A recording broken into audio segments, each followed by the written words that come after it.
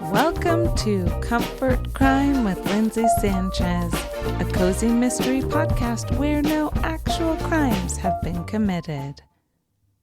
Today, we'll continue Murder on Maple Mountain, a cozy mystery with an amateur sleuth, a second chance romance, and a killer who won't stop until they finished what was started 12 years ago.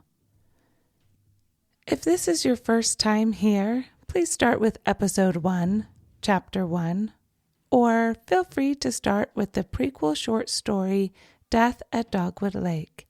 Here's a link to both in the show notes. For everyone else, we'll continue to Chapter 4.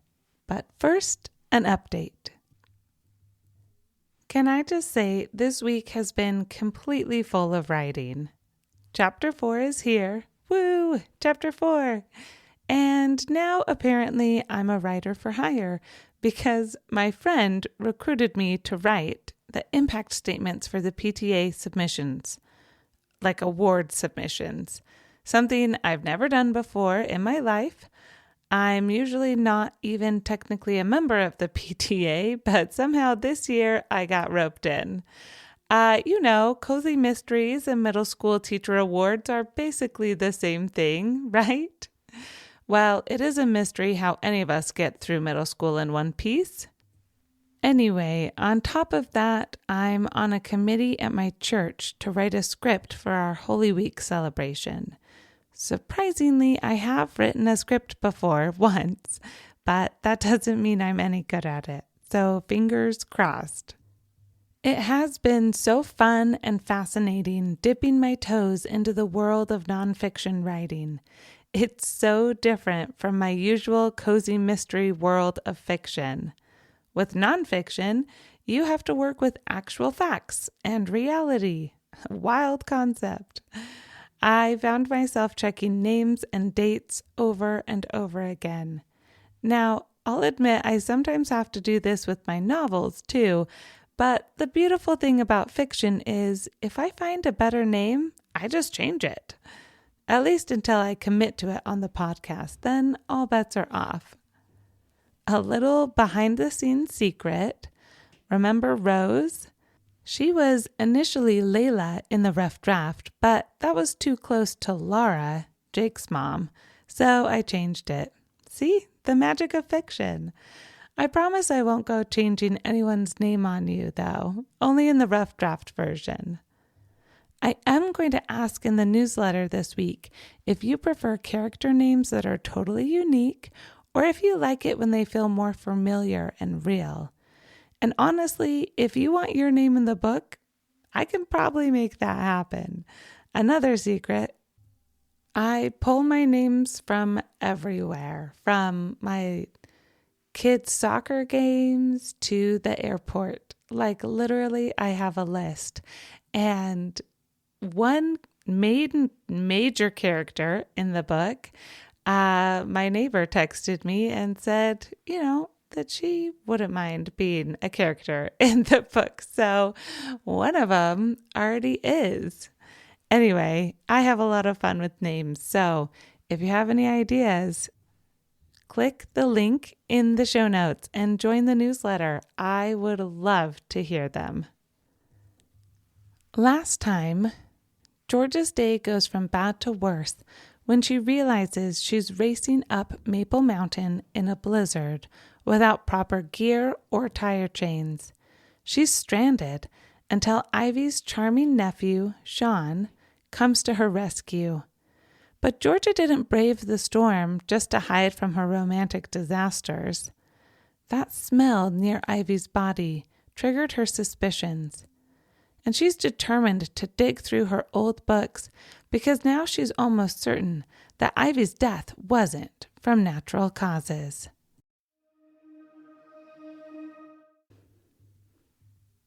Murder on Maple Mountain, Chapter 4. It was right there, in black and white. Cyanide. Georgia reread the paragraph. If there's an almond smell, specifically bitter almond, whatever that was. It could be from the effects of cyanide. She shut the book in the dim light that filtered through the attic window. The snowfall wasn't letting up. If anything, the storm was worse.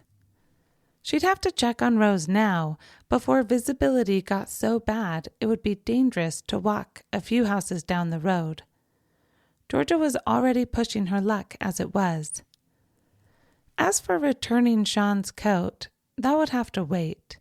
It was one thing to risk your safety to check on an elderly neighbor, and quite another to do so returning a coat. Besides, if he spent his winters up here like he said he did, chances were good he had more than one coat anyway. Tucking the book under her arm as Georgia headed down the stairs, satisfied for now, and making a mental note to ask Lisa the difference between almond and bitter almond. The dull light piercing the window brightened, signaling a lull in the storm. Georgia checked out the window. Snow fell steadily, but not with the same intensity. If Rose needed help, this might be the only reasonable chance Georgia got. She pulled out her phone. "Hello?" the older woman said, just before Georgia was sure the call was about to go to voicemail. "Rose? It's me, Georgia. I'm staying at Sienna's while she's gone. I just wanted to let you know I'm here. Do you need anything? Are you staying warm?" "You girls are too sweet to me. Getting old is for the birds. I should be checking on you." "We're happy to help. I'm just checking in. Do you need anything?"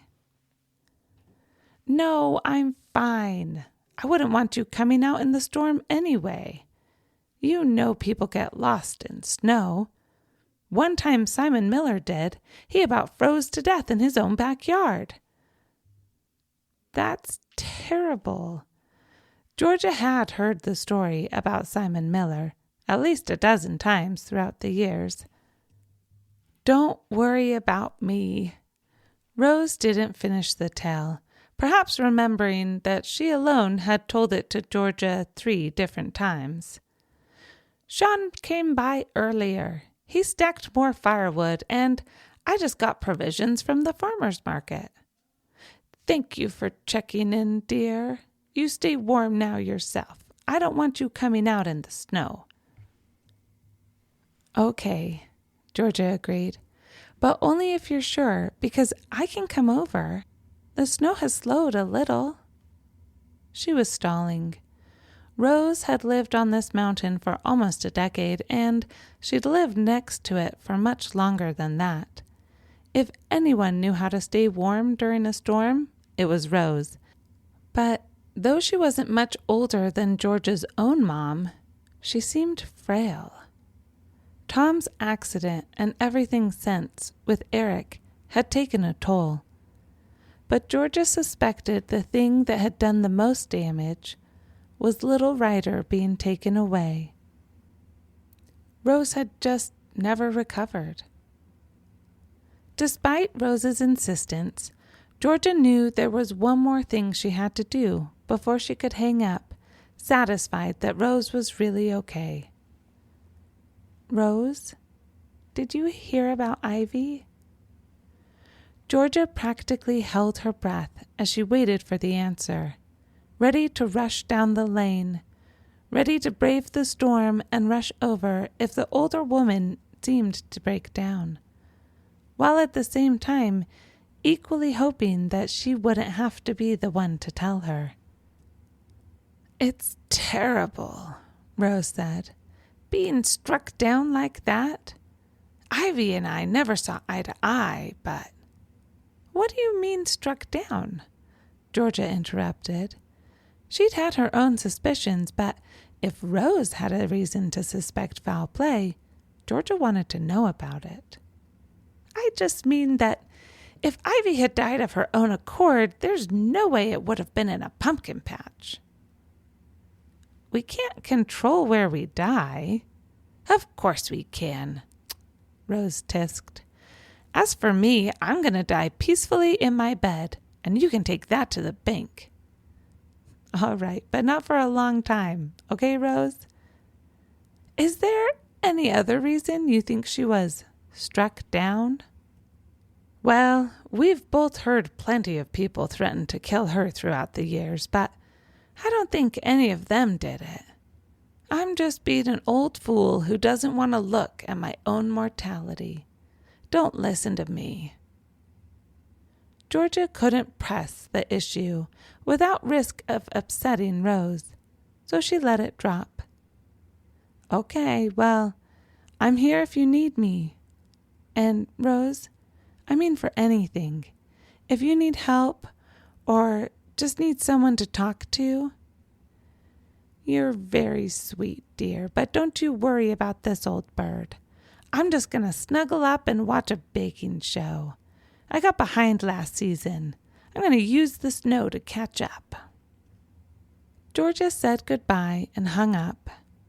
It didn't seem real that she and Rose could both suspect foul play and be wrong.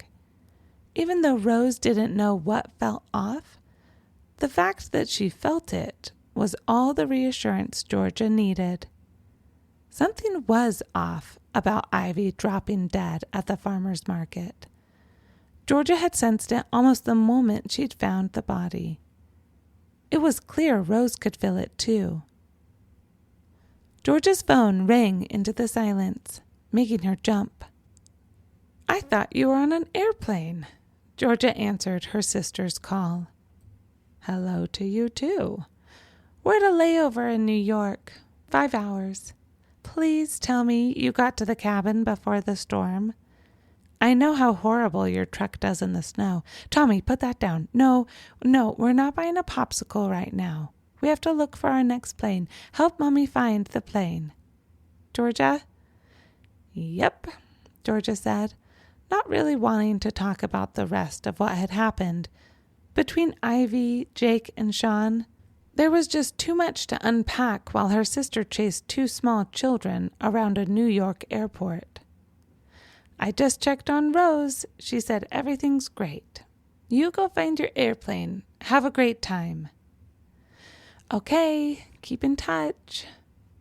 The line went dead. Either Sienna had hung up before Georgia could say goodbye, or the storm was kicking into high gear, getting bad enough to make the service spotty. Georgia went to the window. A blanket of white covered everything but one shadow, one blot in the clean page of snow that was the mountainside. Georgia squinted, trying to make it out. A tree? No, it was moving. Some kind of animal. Maybe a deer? It was too big to be a bobcat, and they didn't get many bears. As the shape drew nearer, it almost looked human. But who would be crazy enough to be out in this storm? Aside from her, if Rose had called and needed anything. As the shadow drew closer, it became obvious it was headed straight for Sienna's cabin.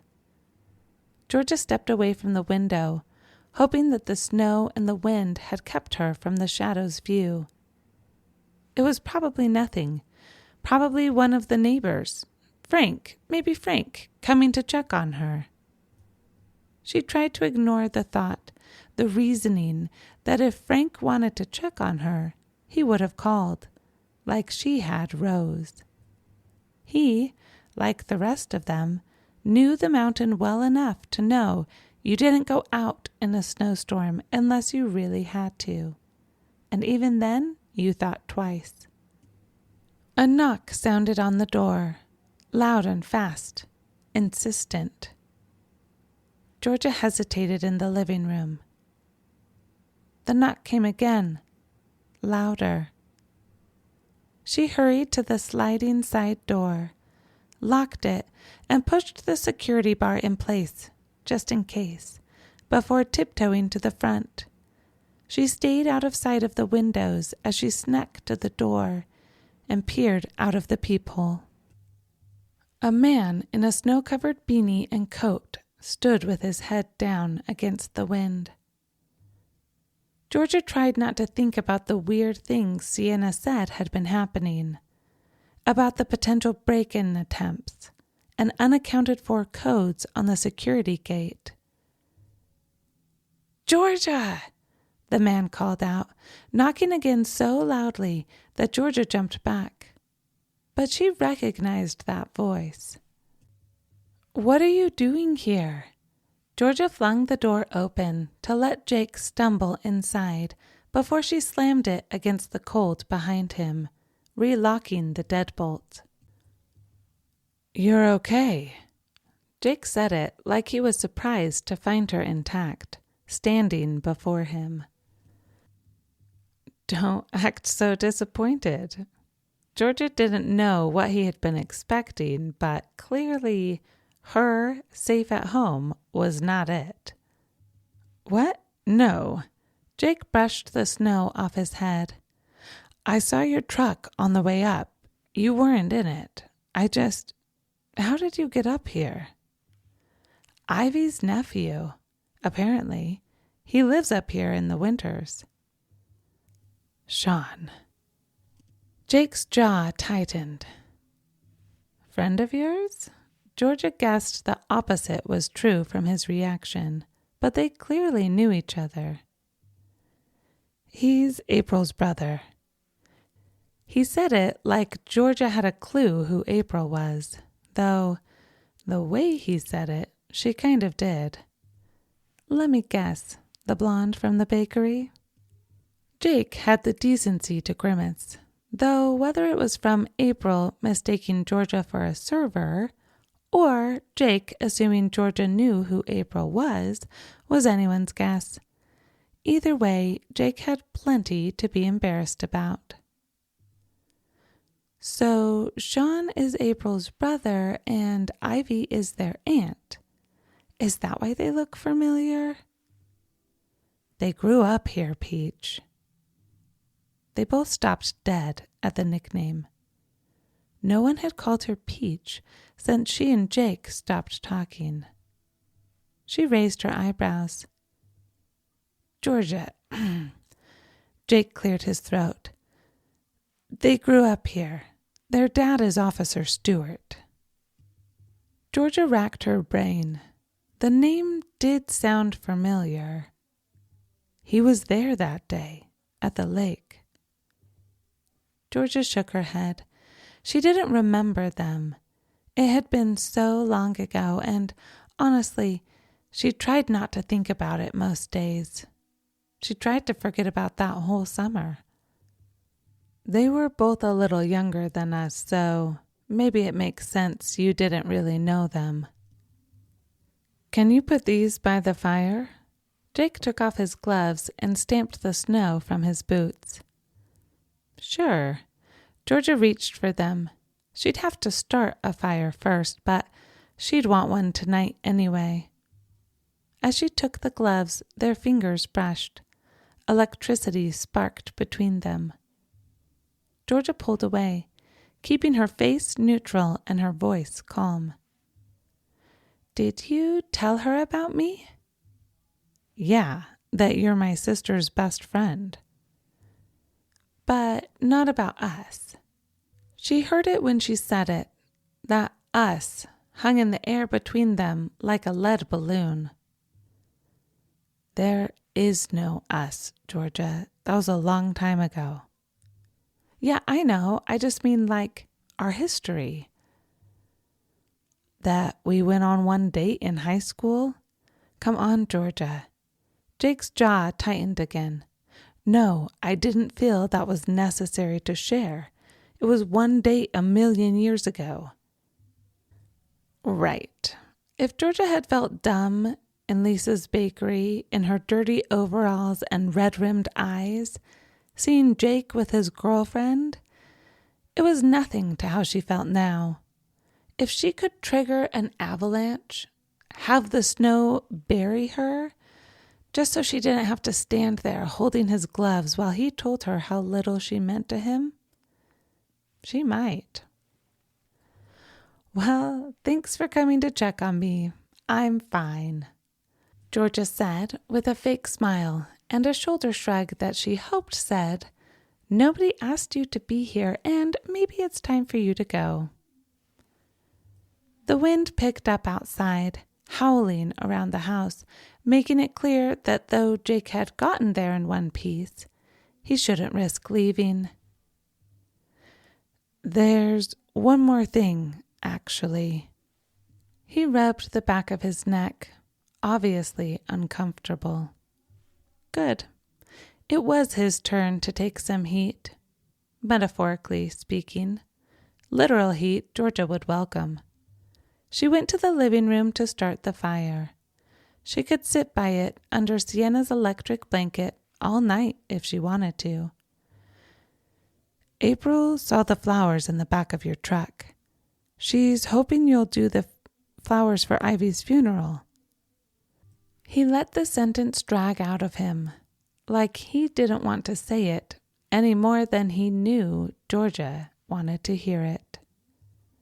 Obviously, he could feel it too, the tension, their past. Something was still there, making her more than just his sister's best friend, and him more than just her first kiss. There wasn't much to say. It didn't matter what percentage of Jake standing in front of her had to do with seeing her empty truck and being worried, and how much was just him doing his girlfriend's bidding. At the end of the day, he was right. There was no us between them anymore, as much as she had wanted there to be. "She'll pay you," he rushed to say. "I mean, her family will. It's..." He sighed. "They want to do the funeral on Friday, while April's still in town, and it's going to be hard to pull everything together in time. I know it would mean a lot to her just to have the flowers taken care of." After this, Georgia gestured to the raging weather outside. "I'm not sure I'll have any flowers left." "You don't have to commit yet. Just don't say no. They're going to put on a brave face, tell you it was her time, but they're heartbroken." "Fine," Georgia agreed before Jake could think of anything else to emotionally blackmail her with. "But they can't be picky. They'll just have to take whatever flowers survived." "That won't be a problem." Jake smiled. The first real smile of his she'd seen in years. Georgia had said yes to help Ivy's family. She wasn't a heartless monster. And also to get Jake to stop pestering her. But she had to admit deep down there was part of her that had wanted to make him happy. And even deeper down, there was part of her that was relieved to have an excuse to go to the funeral and help the family prepare. That nagging part of her brain needed one more look at Ivy Whitehouse before she was buried 6 feet under. That part of her needed to make sure that the dread that had settled in the pit of Georgia's stomach and the scent she'd smelled in the pumpkin patch had nothing to do with cyanide.